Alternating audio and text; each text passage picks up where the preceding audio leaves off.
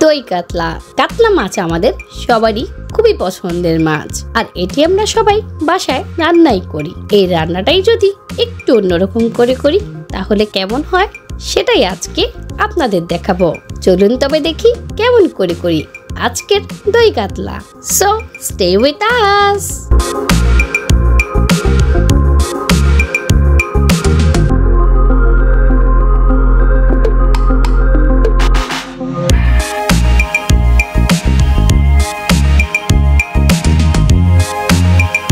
প্রথমেই নিয়ে নিয়েছি 5 টুকরা কাতলা মাছ, যা আমি ভালোভাবে কেটে ধুয়ে নিয়েছি। এবার এর মধ্যে দিয়ে দিলাম হলুদের গুঁড়া 1 চা চামচ আর মরিচের গুঁড়া 1 চা চামচ।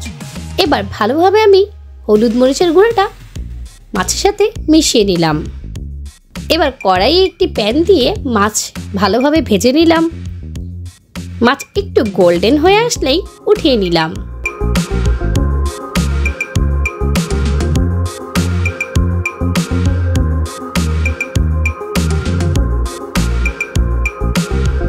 এবার মাছ ভাজার তেলের মধ্যেই দিয়ে দিলাম 4টি শুকনা মরিচ, 4টি এলাচ ও লং। এবার দিয়ে দিলাম 1 চা চামচ গোটা জিরা। তারপর দিয়ে একটু ভেজে নিলাম। এবার দিয়ে দিলাম 1 কাপ পেঁয়াজ বাটা। এবার ভালোভাবে পেঁয়াজটা ভেজে নিলাম। পেঁয়াজটা একটু ব্রাউন হয়ে আসলেই এর মধ্যে দিয়ে দিলাম লবণ, ধনে গুঁড়া 1 চামচ, মরিচের গুঁড়া 1 চা চামচ, আর দিয়ে দিলাম 8 থেকে 10টি কাজু বাদাম বাটা। এটা আমি আগেই বেটে রেখেছিলাম। এবার ভালোভাবে কষিয়ে নিলাম। কষানোটা খুবই ভালোভাবে হতে হবে, যেন একটুও পানি না থাকে।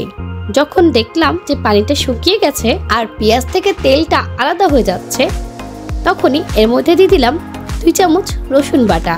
এবার দিয়ে দিলাম 3 টেবিল চামচ টক দই। সবকিছু দিয়ে ভালোভাবে নাড়িয়ে একটু কষিয়ে দিয়ে দিলাম পানি।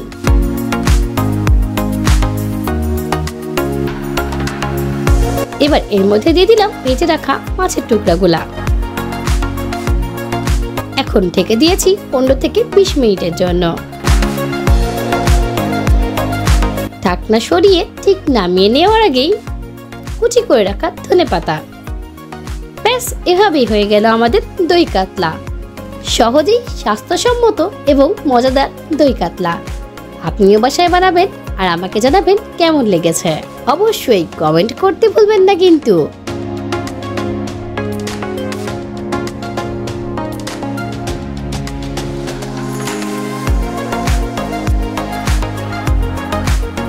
পরবর্তী ভিডিও পেতে আমাদের সাথেই থাকুন। ফলো করুন, চ্যানেলটি সাবস্ক্রাইব করুন এবং অবশ্যই বেল আইকনটি বাজিয়ে দিন। সবাইকে ধন্যবাদ। আসসালামু আলাইকুম।